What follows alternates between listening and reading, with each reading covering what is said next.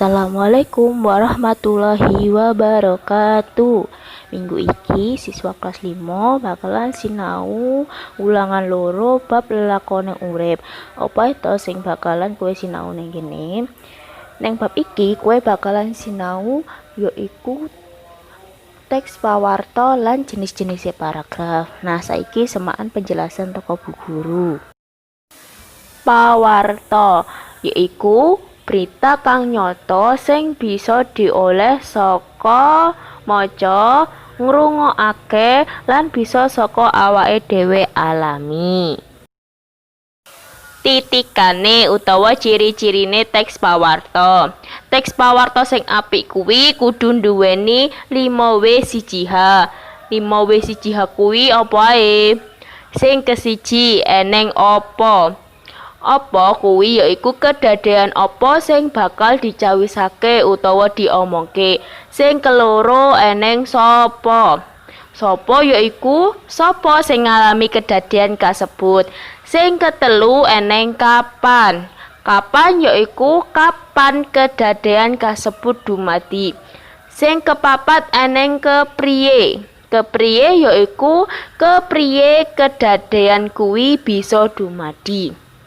Sing kelima eneng neng endi, yaiku ana ngendi kedadean kasebut wis dumadi. Sing keenem eneng kena apa. Kena apa yaiku merga apa kedadean kuwi dumadi. Pawarta iso dibedakne dadi loro, yaiku sing kesiji pawarta wong, yaiku andharan bab kedadean utawa andharane menungso kang perlu diweruhi. Sing keloro eneng pawarta kanggo layang kabar, yaiku mujudake andharan keterangan utawa njlentrehan kang dibutuhake masyarakat. Nah, saben wong kuwi kebutuhane beda-beda, makane layang kabare kuwi ya beda-beda jenise. Saiki tulodo utawa contohe layang kabar basa Jawa yaiku eneng Jayabaya, penyebar semangat, jemparing lan liya-liyane.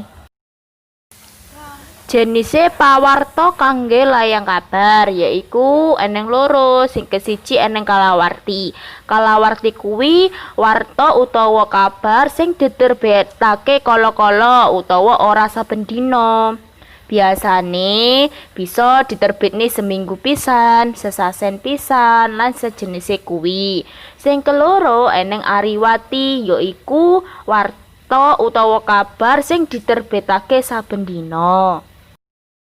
Nah, saiki bocah-bocah sinau jenis-jenise pawarta. Pawarta kuwi jenise dibedakake dadi papat. Sing kesiji eneng adhedhasar isine utawa sesuai karo isine, yaiku isine bisa tentang pendidikan, agama, politik lan liya-liyane. Sing keloro adhedhasar sumbere, yaiku eneng fakta. Fakta kuwi kedadean langsung utawa nyata. Terus eneng teko opini, yaiku pawarta sing saka andharan wong kang ngalami dhewe kedadeane.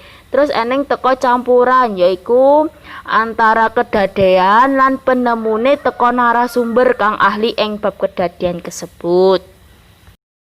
Nah, saiki jenis-jenis pawarta sing ketelu yaiku adhedhasar bobote fakta. Kuwi dibedakake dadi papat, yaiku teko sing kesiji pawarta fakta utawa kedadean pancing bener-bener onone. Sing keloro pawarta ditambah andharan bab kedadeane. Sing ketelu pawarta opini, yaiku awujud andharan utawa penjelasan teko wartawane. Sing kepapat pawarta apus-apusan utawa pawarta ora bener, ora faktane. Nah, saiki jenis pawarta sing kepapat eneng adhedhasar sumbere pawarta utawa wilayahe. Kuwi eneng papat. Sing kesiji teko lokal. Lokal kuwi wilayah kabupaten utawa kota. Sing keloro teko regional, wilayah provinsi. Sing ketelu nasional utawa sak negara.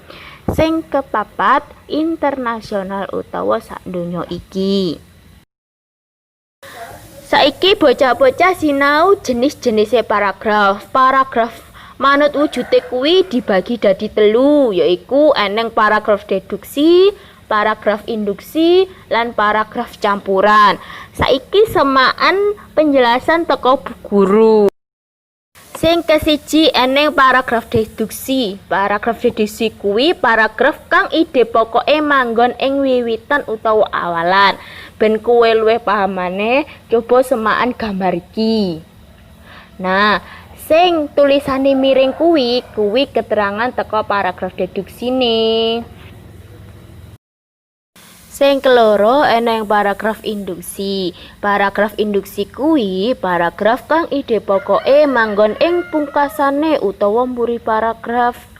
Ben kowe luwih paham maneh piye bentuke paragraf induksi kuwi, coba perhatekno gambar iki. Nah, tulisan sing digawe miring kuwi nunjukake yen kuwi paragraf induksi. Sing ketelu eneng paragraf campuran, yaiku paragraf kang ide pokoke ora katulis terang-terangan utawa biasane bentuke tersirat.